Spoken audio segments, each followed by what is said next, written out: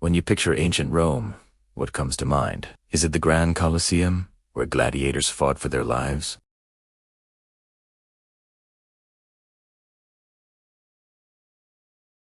Perhaps you think of wise emperors like Marcus Aurelius, or ambitious ones like Julius Caesar, shaping the course of history. We see images of magnificent aqueducts, bustling forums, and intricate mosaics. Rome's legacy is undeniable. Its engineering, its laws, its language, and its culture laid the groundwork for much of Western civilization. It was a world of epic stories, grand ambitions, and incredible achievements. But beneath this gleaming surface of power and glory lies another story, one that's often left in the shadows. It's a story of the millions of people who didn't hold power, whose voices were rarely recorded, and whose lives were far from glorious.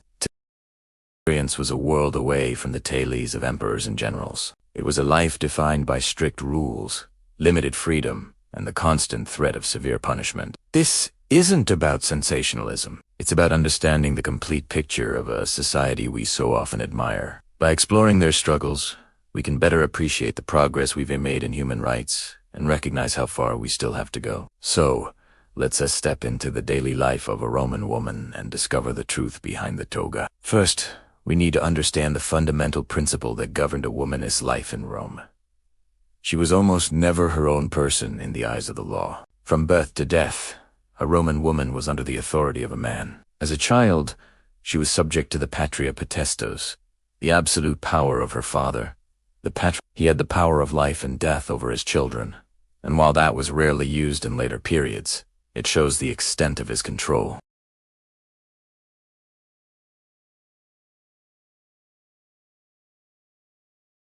Her own feelings or preferences were rarely, if ever, considered. The marriage was a strategic alliance between families, a way to transfer wealth, property, and influence. Once married, a woman's legal guardianship, or manus, would typically transfer from her father to her husband. While some forms of marriage without manus existed, which gave women slightly more autonomy over their own property, the social expectation was clear. A wife's duty was to her husband and her new family. Her primary role was to manage the household dedumus and, most importantly, to produce legitimate children, specifically sons, to continue the family line. A woman who couldn't have children could be easily divorced, facing social stigma and an uncertain future. Her value was intrinsically tied to her fertility and her obedience. This system wasn't just a social custom. It was embedded in Roman law and reinforced at every level of society. Now, what happened when a woman stepped outside these rigid boundaries? The consequences were swift and often brutal. Let's talk about one of the most serious offenses a Roman woman could commit: adultery. For a man, having extramarital affairs, especially with slaves or prostitutes, was largely accepted and often ignored. But for a married woman, it was a grave crime against the family and the state. Under the Julian laws, introduced by Emperor Augustus, a husband was legally required to divorce his adulterous wife and prosecute her. If he failed to do so, he could be prosecuted himself for acting as a pimp. The punishments were severe. A convicted woman would be stripped of a significant portion of her dowry and property and exiled to a remote, barren island. This was essentially a social death sentence. She would be cut off from her family, her friends, and everything she had ever known.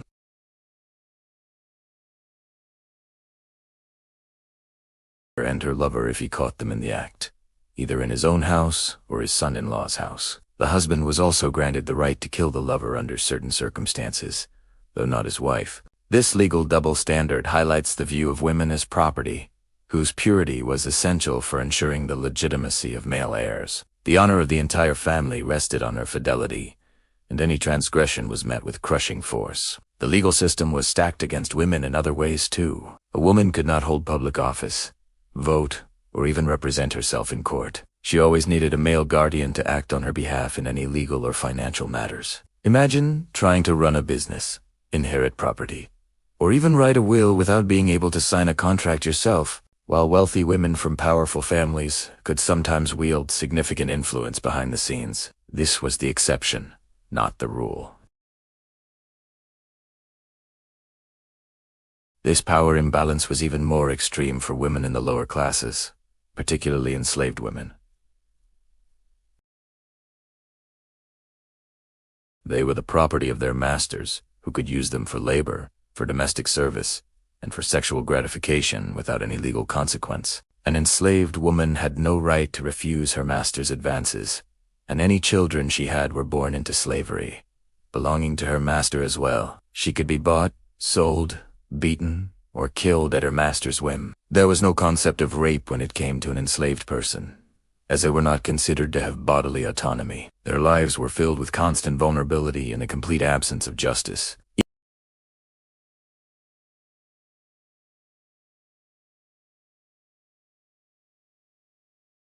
But not all punishments were legal matters, decided in a courtroom. Many were deeply rooted in social and religious traditions. Take the Vestal Virgins, for example. These priestesses were some of the most honored women in Rome. They were tasked with keeping the sacred fire of Vesta burning, a flame that symbolized the eternal life of the Roman state. They were chosen as young girls and took a 30-year vow of chastity. They enjoyed privileges that other women could only dream of. They were free from their father as authority, could own property, and had prestigious seats at public games. However, the punishment for breaking their vow was horrific. If a Vestal Virgin was found to have engaged in a sexual relationship, it was considered a grave act of impiety that threatened the very foundations of Rome. The punishment was to be buried alive. She would be carried in a somber procession to a sealed, underground chamber, given a small amount of food and water, and left to die. This terrifying ritual was meant to purify the city and appease the gods. Her male partner in the act, meanwhile, would be publicly flogged to death. The extreme nature of this punishment shows how deeply Roman society linked female purity with the safety and stability of the entire state. Her eulogy would focus on her domestic virtues, her loyalty to her husband, her skill in managing the household, her modesty, and the children she raised. Her identity was defined by her relationships with the men in her life.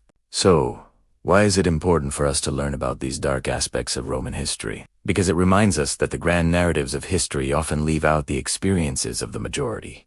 Concepts we take for granted today, like bodily autonomy, legal equality, and basic human rights, are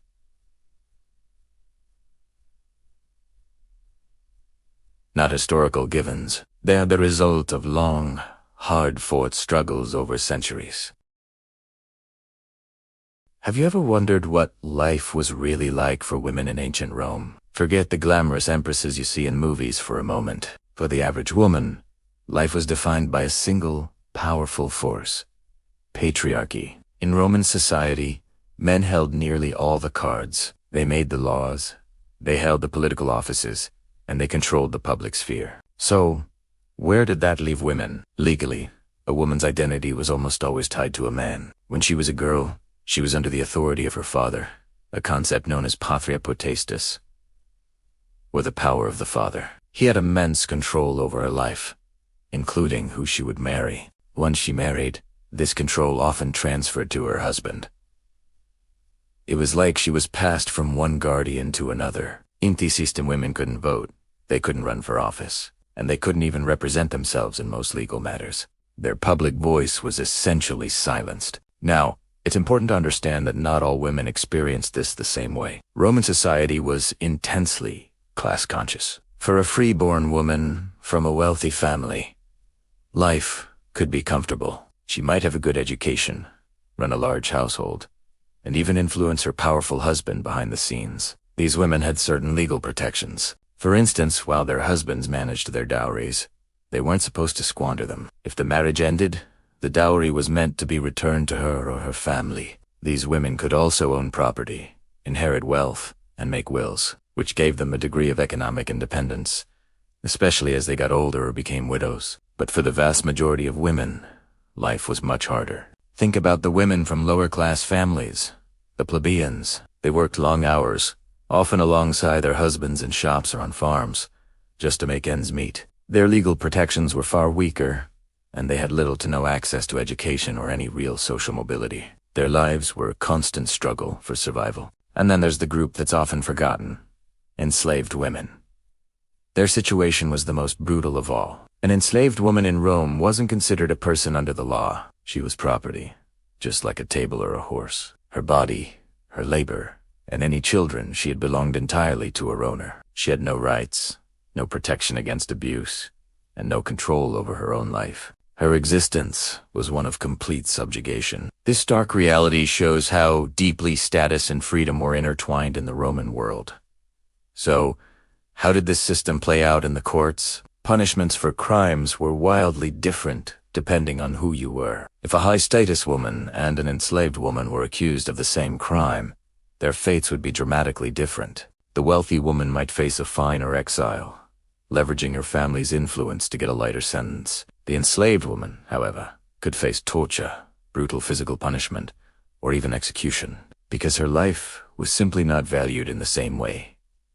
The law was not blind. It saw class and status very clearly. So, when we picture ancient Rome, it's crucial to remember this complex social pyramid. At the top were the powerful men, followed by the privileged freeborn women. Far below them were the working-class women, and at the very bottom, with almost no rights at all, were the enslaved. It was a world built on hierarchy and control, where a woman's destiny was largely determined by the man she belonged to and the social class she was born into. It's a sobering reminder of how far we've come in the fight for equality. Thanks for watching. If you found this glimpse into Roman life interesting, be sure to like this video and subscribe for more dives into history. See you next time.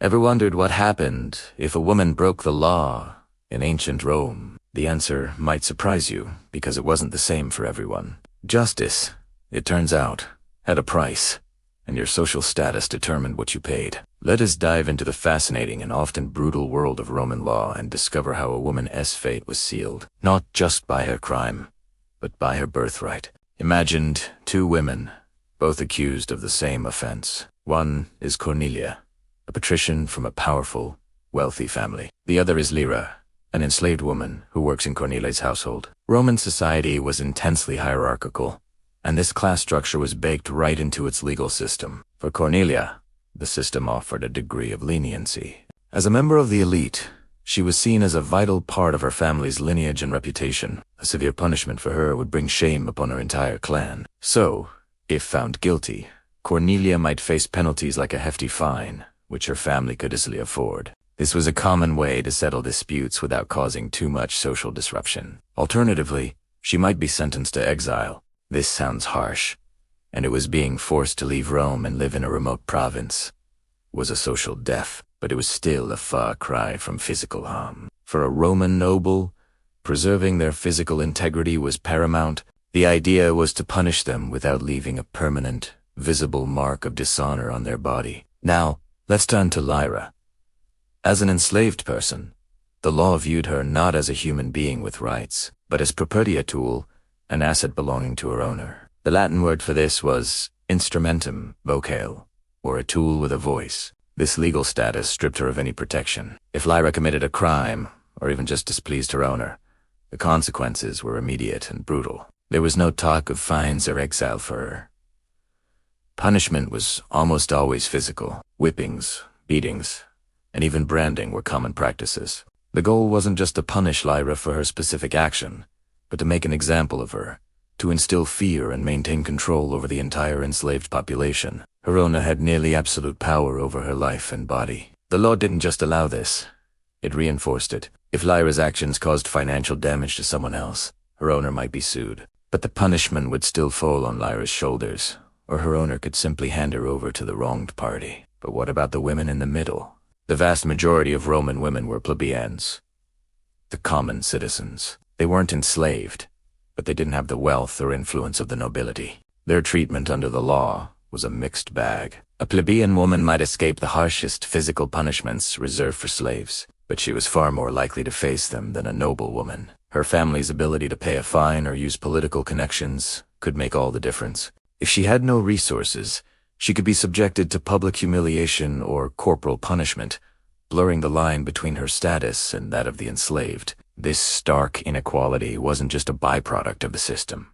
It was the system. Roman law was designed to maintain social order and protect the property and power of the elite. For a noblewoman, the law was a negotiation, a way to manage reputation and wealth. For a poor or enslaved woman, The law was a hammer, a tool of control and subjugation. The justice you received depended entirely on who you were. It shows us that in ancient Rome, the scales of justice were never truly balanced. They were always tipped in favor of the powerful. So, the next time you think about ancient Rome, remember Cornelia and Lyra. Their stories reveal a hidden truth about Roman society. Behind the grand monuments and powerful legions was a world where justice was a luxury. Ever wondered why ancient Rome, a civilization of magnificent art and engineering, was also famous for its brutal public punishments? It wasn't just about cruelty. It was a carefully calculated system designed to maintain order across a massive empire. Let's dive into the fascinating and often grim psychology behind Roman justice. Imagine living in a city of 1 million people, with no modern police force, no CCTV cameras. How do you keep everyone in line? The Romans had an answer. Make an example of lawbreakers. Public punishments weren't hidden away. They were spectacles, held in forums, amphitheaters, and circuses for everyone to see. The message was crystal clear. This is what happens when you defy Rome. The core idea was deterrence. When a common thief was whipped in the public square, or a more serious offender was sentenced to the beasts in the Colosseum, the audience wasn't just there for entertainment. They were there to learn a lesson. Seeing the real, painful consequences of crime was meant to instill a deep-seated fear of breaking the law. It was a powerful, visceral reminder that the state's authority was absolute and its reach was inescapable. Every citizen, from the wealthiest senator to the poorest plebeian, would see the price of disobedience and think twice before stepping out of line. But it went deeper than just fear of pain. Public punishment was also a powerful form of political theater. It reinforced the social hierarchy and the immense power of the state. When a magistrate condemned a criminal, and that sentence was carried out before a massive crowd, it was a dramatic demonstration of Roman law in action. It showed that the emperor and the senate had the power of life and death, reinforcing their legitimacy and control. In an empire filled with diverse cultures and potential rebellions, these public displays of power were crucial for holding everything together. It sent a message not just to Roman citizens, but to conquered peoples and potential enemies.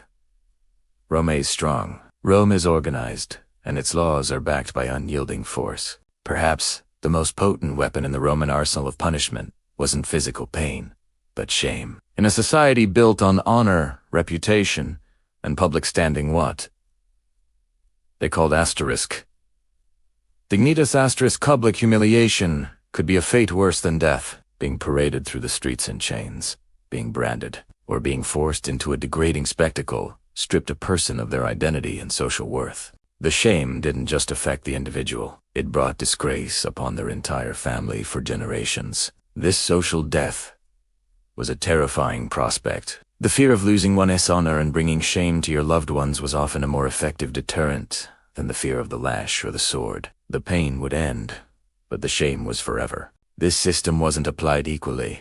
Of course, a person's social status heavily influenced their punishment. A nobleman might face a swifter, more private execution, while a non-citizen or a slave could face the most agonizing and humiliating public deaths. This disparity further reinforced the rigid social structure of the Roman world, showing everyone their place in the grand scheme of the empire. So, while we might look back at these practices with horror, it's important to understand them from the Roman perspective. Public punishment was a multi-layered tool. It was a deterrent, a political statement, a social leçon, and a terrifying spectacle all rolled into one. It was the dark glue that helped hold one of history's greatest empires together. What do you think? Was this system? Punishment wasn't always about justice for a crime. Often, it was about power, about control. The fear of punishment was a powerful tool used by those in charge to keep society quiet, orderly, and obedient. Think about it. When the consequences are severe enough, most people will toe the line, right? This system of control was especially harsh on women. They were held to incredibly strict standards of moral behavior, far stricter than the men of their time. Any woman who stepped out of line, who challenged the established social order, even in a small way, could face severe and public punishment. It was a clear message. Conform, or suffer the consequences. So, What did these punishments actually look like? Well, they varied greatly depending on the time and place, but many were designed to be as public and humiliating as possible. Let's start with the scold's bridle, sometimes called a brank. This was a horrifying iron muzzle, a cage that locked over a woman's head. Inside the mouth was a metal plate, sometimes spiked, that pressed down on the tongue, making it impossible to speak. Who was punished with this? Typically, women who were accused of being gossips, nags, or shrews. Basically, any woman who spoke her mind a little too freely. The husband or a town official could have her fitted with the bridle and then paraded through the streets, often being hit or spat on by the crowd. It wasn't just about silence, it was about public shame. Then there was the ducking stool. This was another punishment, often reserved for so-called disorderly women. Imagine a large wooden chair fixed to the end of a long pole, like a seesaw. The woman would be strapped into the chair and then repeatedly dunked into a river or pond. The number of dunks and the length of time she was held under the water depended on the severity of her crime. It was terrifying and dangerous. Drowning was a very real risk. The whole town would gather to watch this spectacle, turning her humiliation into a form of public entertainment. This sent a chilling message to other women about the price of defiance. Of course, men weren't exempt from public punishment, but the methods were often different. The pillory and the stocks were common sights in medieval and early modern towns. The stocks were a wooden frame with holes for the ankles, forcing the person to sit on the ground, exposed. The pillory was even worse. It was a wooden board with holes for the head and hands, forcing the person to stand, often for hours or even days. While locked in place, they were completely at the mercy of the public. People would throw rotten food, mud, rocks, and even dead animals at them. It was a brutal form of mob justice, sanctioned by the authorities. The goal was to make the offender a target of public scorn and ridicule. These methods might seem barbaric to us now, and they were it, but they served a clear purpose in their time. They weren't just about punishing an individual for a specific act. They were about reinforcing the power structure of society. By making an example of someone, the authorities could instill fear in the entire population. It was a constant reminder of who was in charge and what happened when you challenged that authority. The public nature of these punishments was key. It turned the community against the offender and made everyone a participant in maintaining social order, from the silent torment of the scold's bridle to the cold shock of the ducking stool and the public assault in the stocks. These methods reveal a lot about the values and fears of past societies. They show us how control can be maintained through fear and how punishments can be used not just for justice, but for enforcing a rigid social hierarchy. It's a dark part of our history, but one that's important to understand. It reminds us, have you ever heard the phrase, scarlet letter? It conjures up images of public humiliation, a single mistake branding someone for life. But this wasn't just a story from a novel. For centuries, public shaming was a very real and terrifying tool, used disproportionately against women. Imagine this. A woman, accused of some wrongdoing, perhaps something as simple as speaking out of turn or being seen as too independent, is dragged into the town square. She's forced onto a platform, maybe locked into stocks or a pillory, unable to move or shield her face. The crowd gathers, not with sympathy, but with jeers, insults, and even rotten vegetables to throw. This wasn't just about punishment. It was a spectacle, a form of entertainment built on someone else's misery. The goal was to utterly demolish her reputation, to make her a walking symbol of what not to be. In a world where a woman's entire value was tied to her good name and her prospects for marriage, this was a social death sentence. Think about the psychological toll, the fear, the helplessness, the burning shame as friends, neighbors, and strangers stare and laugh. There was no escape. Even after the physical ordeal was over, the label would stick. She would be that woman, the one who was publicly shamed. Doors would close. Friends would turn away. The chance for a respectable life, for a family, for a future, could be completely destroyed. One of the most infamous tools of this public humiliation was the scold's bridle, or the brank. This was a horrifying iron cage fitted over a woman's head. It often included a gag or a plate with a spike that was forced into her mouth, making it impossible to speak. If she tried to talk, it would painfully injure her tongue. This device was specifically for women deemed too gossipy, nagging, or argumentative basically. Any woman who dared to have a voice, she would then be paraded through the streets, led by a chain like an animal, for everyone to mock. It was a brutal way to enforce silence and submission, a clear message that a woman's opinion was not only unwelcome, but punishable. Another common method was the ducking stool. A woman would be tied to a chair attached to a long wooden lever. This contraption would then be wheeled to the edge of a river or pond. The operator would then repeatedly plunge her into the cold, dirty water, sometimes to the point of near drowning, while the crowd watched and cheered. This was a punishment for a wide range of supposed offenses, again, often related to speech or behavior considered unfeminine. It was not only humiliating, but also incredibly dangerous. These weren't isolated incidents. These were officially sanctioned practices, woven into the legal and social fabric of the time. They reveal a deep-seated fear of female autonomy and expression. A woman's reputation was fragile, easily shattered, and once broken, it was nearly impossible to mend. The shame was the weapon, and it was designed to last a lifetime. While we've thankfully moved past stocks and ducking stools, it is a powerful reminder of how public judgment and shame have been used throughout history to control and silence people. It makes you wonder, in our modern forms of punishment from history, whipping and solitary confinement. First, let's talk about whipping. Today, we rightly see it as a brutal act, but historically, it wasn't just random violence. For both enslaved people and convicted criminals, whipping was a legally sanctioned and regulated form of punishment. Think about that for a moment. This wasn't someone losing their temper. This was a system. Laws dictated the number of lashes, the type of whip used, and who could administer the punishment. The goal wasn't just to cause pain, but to create a public spectacle of authority and control. These events were often held in public squares to serve as a warning to others. It was a calculated display of power, embedded right into the legal framework of the time. The very fact that it was so methodical makes it profoundly disturbing.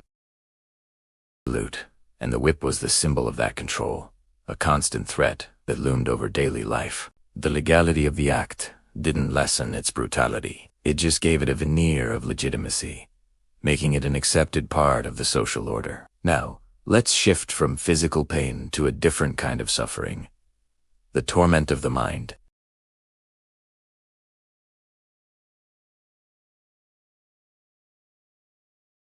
Depression, anxiety, and a complete loss of self-worth were the inevitable outcomes. This isolation was a tool to break a person's spirit, to crush their will until they were compliant or simply gave up. Quick, sharp pain, like a whipping. It was a slow grinding erosion of the soul. It attacked the very core of what it means to be human. Our connection to others, our sense of purpose, and our hope for the future. It reveals a lot about what societies have valued and feared. Whipping was about public dominance and physical control. Solitary confinement was about private control and psychological destruction. Both were systematic, both were terrifying, and both show how law and order can be used to justify profound cruelty. It's a sobering reminder of how far we've come, and a powerful reason to remain vigilant about protecting human dignity in our own time. Thank you for watching and thinking about these difficult topics with me. If you found this interesting, please like this video and subscribe for more deep dives into history. See you next time.